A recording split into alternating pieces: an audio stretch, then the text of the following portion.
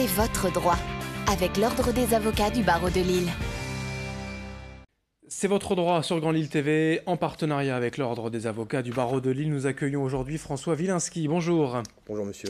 Nous allons parler ensemble du harcèlement moral dans la fonction publique avec une première question. Pourquoi évoquer spécifiquement le harcèlement dans le cadre de la fonction publique alors qu'évidemment le harcèlement touche toute la société ? Vous avez raison, ce thème est transversal et concerne divers domaines de la société, notamment l'éducation, les associations sportives plus particulièrement, mais également les réseaux sociaux. Ce qu'il faut savoir, c'est que dans la fonction publique règne malheureusement la culture du silence exacerbée sans doute par le respect du principe de l'autorité hiérarchique, par le devoir de réserve de fonctionnaires, mais cette culture du silence amène quelquefois des situations dramatiques sur le plan individuel. Que prévoient donc les textes, les lois concernant le harcèlement pour les agents publics ? Le droit de la fonction publique se calque là sur le droit du travail, et plus particulièrement la loi de 83 énonce 3 conditions cumulatives, donc qui doivent être réunies pour caractériser des faits de harcèlement. Ce sont tout d'abord des agissements qui doivent être répétés. Ensuite, ces agissements répétés vont amener à une atteinte, une dégradation dans les droits de la personne, dégradation des conditions de travail. Dégradation des conditions de travail, amenant dans un troisième temps une atteinte dans la dignité, la santé physique ou mentale ou l'évolution de la carrière de l'agent.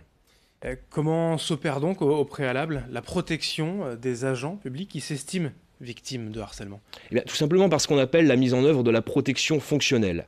La protection fonctionnelle, comme son nom l'indique, va imposer à l'administration diverses obligations, parmi lesquelles on retrouve notamment l'obligation de prévention, qui consiste à ce que l'administration mette tout en œuvre pour faire cesser immédiatement les faits de harcèlement. Ensuite, on a une obligation d'assistance, notamment sur le plan juridique, devant les juridictions pénales. Enfin, on va retrouver une obligation de réparation qui, comme son nom l'indique, va être destinée à couvrir l'ensemble des préjudices subis par la victime de harcèlement. Alors on parle là d'enquête, de procédure préalable. Quels sont les recours contentieux pour les agents en cas d'échec de ces procédures ?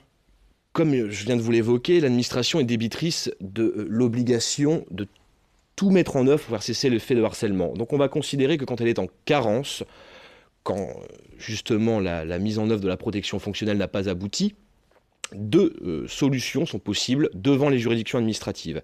Tout d'abord, on retrouve la voie de ce qu'on appelle le recours pour excès de pouvoir, qui consiste à demander au juge d'annuler l'acte qui porte préjudice à l'agent. C'est par exemple le refus de mettre en œuvre la protection fonctionnelle. Ensuite, on retrouve la possibilité du recours de plein contentieux qui lui vise à faire condamner l'administration pour réparer notamment le préjudice subi par la victime. Enfin, comment prouver les faits de harcèlement devant un juge administratif ? Alors, c'est à l'administration d'apporter la preuve qu'elle a mis tout en œuvre pour faire cesser les faits de harcèlement. La démarche s'effectue en 3 temps. Tout d'abord, l'agent devra soumettre au juge des faits objectifs qui constituent ces faits de harcèlement, la mise à l'isolement ou l'existence de propos dégradants, par exemple, prononcés devant des collègues ou des subordonnés. L'administration apportera ensuite la preuve inverse, c'est-à-dire qu'elle démontrera que ces faits sont extérieurs à des agissements de harcèlement. Enfin, le juge statuera ce qu'on appelle in concreto, c'est-à-dire qu'en fonction des éléments apportés par chacune des parties, il établira ou non les agissements de harcèlement et sanctionnera l'administration. Merci maître François Wilinski, avocat au barreau de Lille. C'est votre droit sur Grand Lille TV en partenariat avec l'Ordre des avocats de Lille.